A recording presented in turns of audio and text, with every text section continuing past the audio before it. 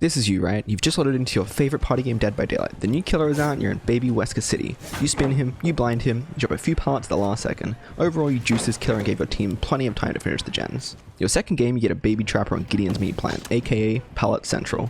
You'll loop in a roll on this nerd, dropping pallets left, right, and center. You even managed to get a clean beam and save, buying so much time for your teammates to complete all the generators and escape. Just another day's work as a Dead by Daylight juicer, am I right? Now, seemingly out of nowhere, a brand new asymmetrical horror game is released, and all the comparisons to DBD are flying.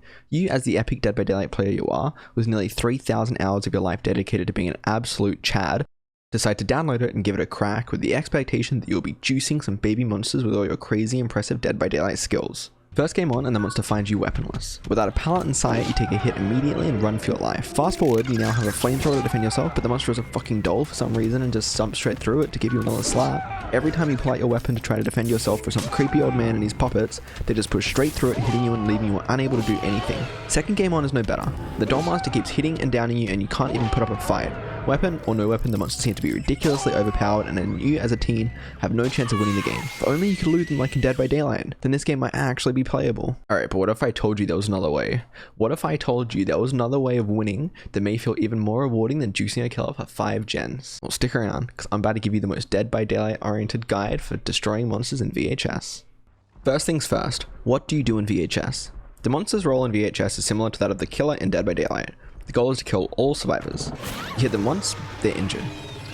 You hit them twice, they go down. But in VHS, you don't hook them. Instead, each team has a health bar that decreases with each hit and each down, until their health bar is nearly empty, in which case the next down will kill them. It can take about 4 to 6 hits to kill somebody, but this doesn't include things that can increase health, so this number can vary quite a bit. The survivor's role is the biggest difference between VHS and DBD. You aren't playing VHS to run from the killer and escape. Instead, your goal is to kill the monster. Scattered around the map, comparable to generators in DBD, are crafting tables. There are 8 crafting tables per map and 4 different types of tables. If you did your math right, that's 2 tables of each type on the map.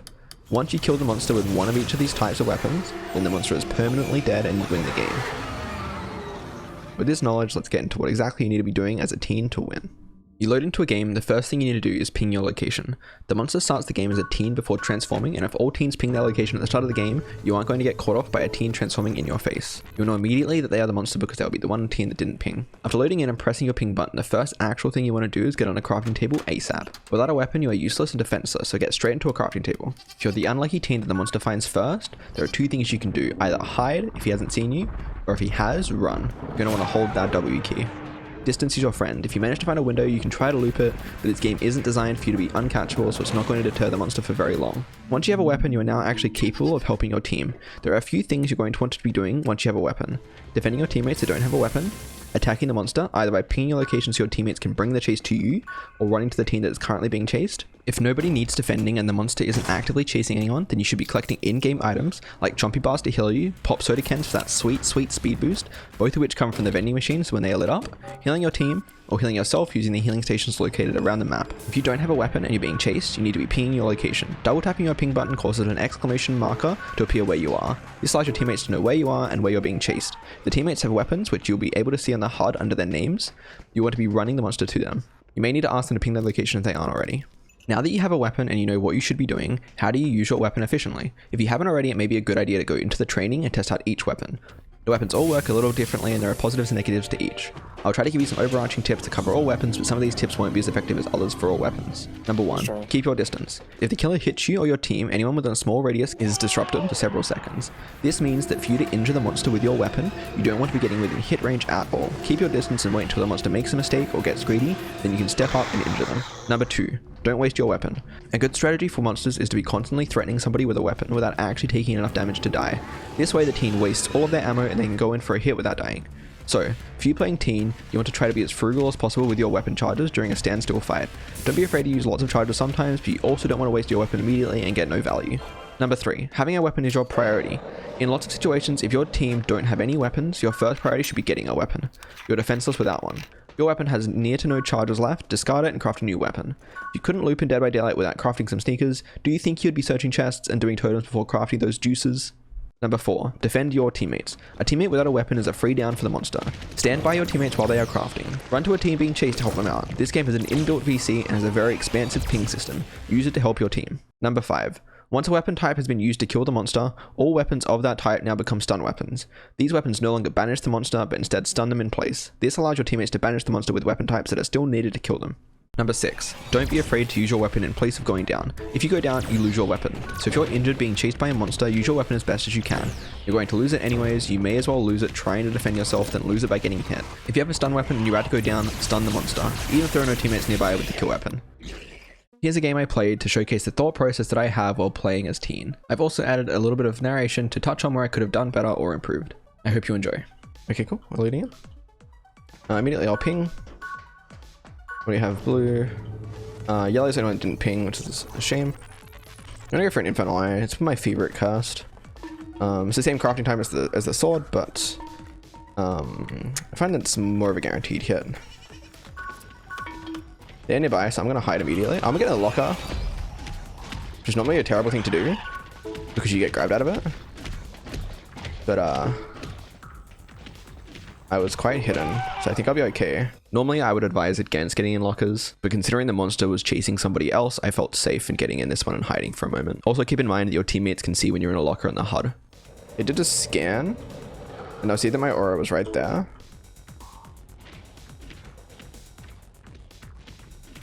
They did just go in there? I don't think he saw me. I might cut back across this way. If I run, he might hear my footsteps. I'm just gonna hide in this corner.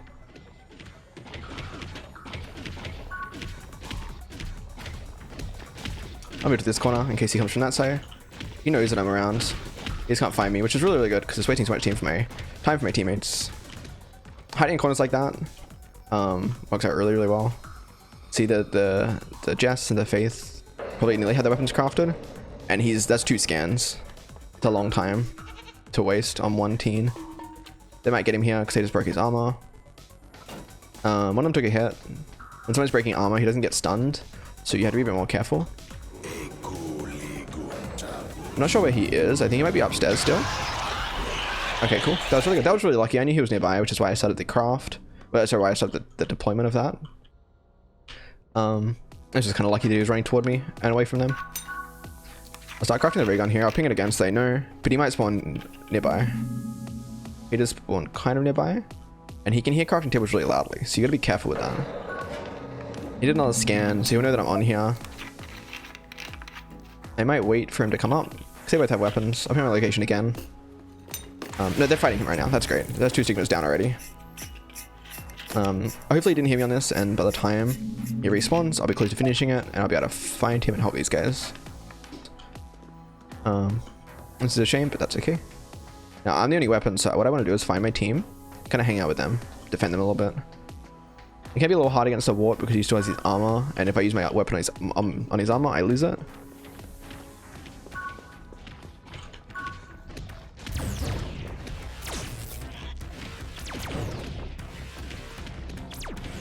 It's right here. I don't use too much of my ammo. There's 2 people here though, so we're gonna push him like this, and we get him in the leg, I think. Lucky. That was all my ammo for that one. That was a bit of a waste. I nearly had him, but I think I missed a lot of my shots.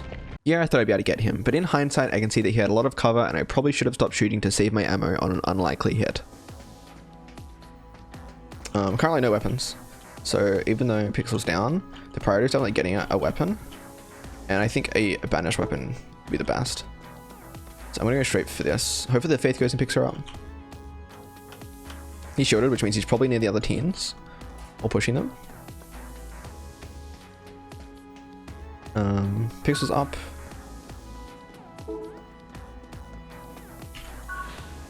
On yellow, by the looks of it. Oh, I want to stay out of the radius. No, I just got it hit by an unshame.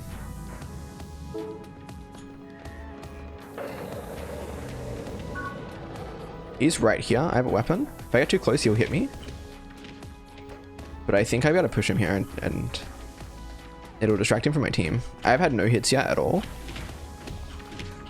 It's not a terrible idea to get a hit. He's gone above me. I'm gonna hide under the stairs. He comes down.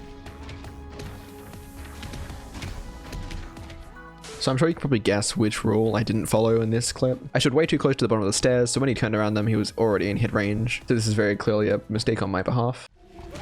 I got too close there. That was my bad. I didn't know if I could get him through the stairs, so I panicked. Oh, he missed that hit. That was really lucky on my behalf. He jumped up at me, and missed his swing. He was too low. There are only 2 electric stations left, so he'll be going between the 2 of them probably to make sure we don't craft them. Unless he thinks that we already have them, in which case he might be a little more afraid. He's on me. He showed it in case I have a weapon. I'm just gonna run for distance. He went the other way. He might be going for the rift actually. The rift is a standstill mechanic. And what happens is if there's been no hit or no injure on the killer for a while, the rift will appear, and whoever captures it stands still in one's place for to capture it. Can see the auras of the other side. I'm gonna run straight to my teammates. It's unlucky. They all have weapons though, so I'm just gonna leave and go collect my Luma.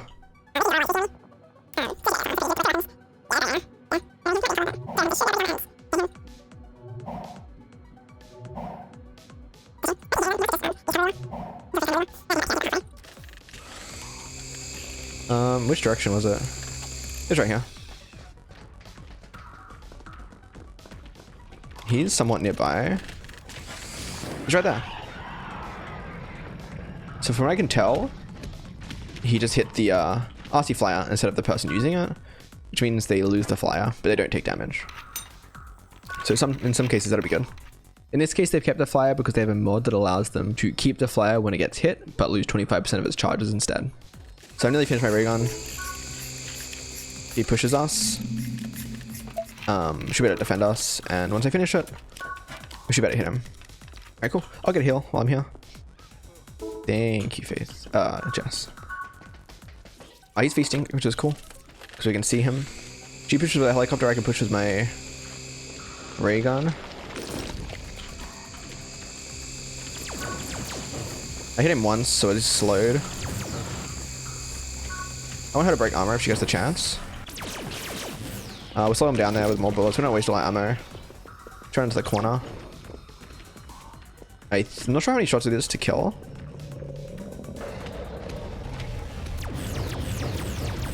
Oh, he wasted so much ammo. Oh, that's such a shame. That's a big waste. I should have pushed up around the corner. I'm just gonna hide here and see if he runs past you. Oh, that was a huge stun. That was a really, really big stun. If only we had a kill weapon there as well. Yeah, so I made a big blunder here. If I didn't have an angle to damage him, I shouldn't have kept shooting. It was an extra bad blunder as well, considering somebody stunned him with the fire weapon immediately afterwards, where if I had a weapon there, I could have killed him with the kill weapon and won the game. So I'm just going back to the crafting table and craft another weapon. I could craft a really strong weapon. Might take a little longer, but I think it'll help us out a bit more. It's quicker craft at the station, but you have to go charge it up around the map. I think he's above us. Yeah, there he is. I saw his tail to the left. So he's gonna come to this station. And what we can do is just kind of walk around it. He might have heard somebody else. Wait a second. Then we craft. He's coming back. Oh, he's hitting somebody. He's chasing the Faith. It might be a good idea to take hits for the Faith, but my weapon's pretty close. I think it's better off to finish crafting. Especially considering we nearly have 3 weapons. He swung and missed. Cheeky little FOB tech. Once again, FOB tech. That's 3 misses. He keeps swinging too early because I keep running into him. And he thinks that I'm close enough for a hit, but I'm not. That's little jukes you can do like that. So good players will learn and get good at doing that. But I think I'm not quite there yet. He is, I think, coming to me. Normally I would get a weapon first, but I'm already here and I'm pretty low on health. And if I see the Faith, I can give it to her so she doesn't die next hit. Sometimes when you're on top of the items like that, it might just be a little bit more convenient to grab it. I won't heal now though, I want the weapon first. If I see the Faith, I'll give this to her. We have 2 more electro weapons, and there's a rift forming. I'll craft this, and now I gotta go charge it up around the map. once it's fully deployed or fired, I'm invulnerable from everything. I still break armor and stuff before I kill him.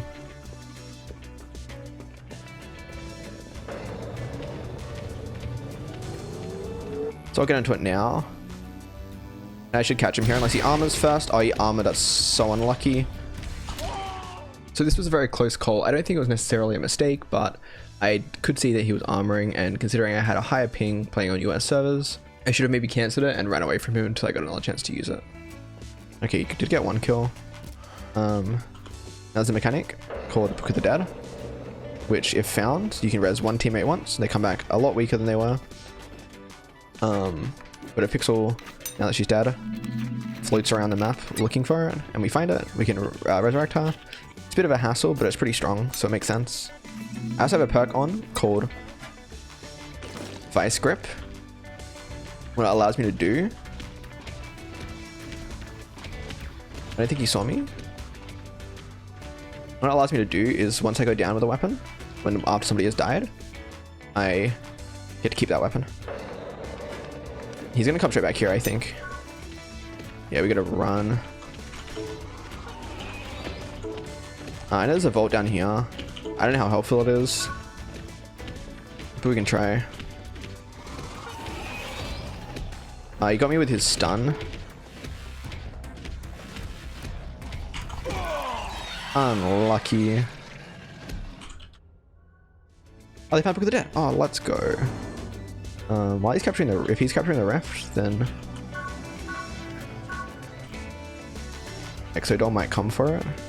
She is. Alright, nice. Yeah, see, they come back basically close to dying. There's no chance we can come back, so we just have to spectate.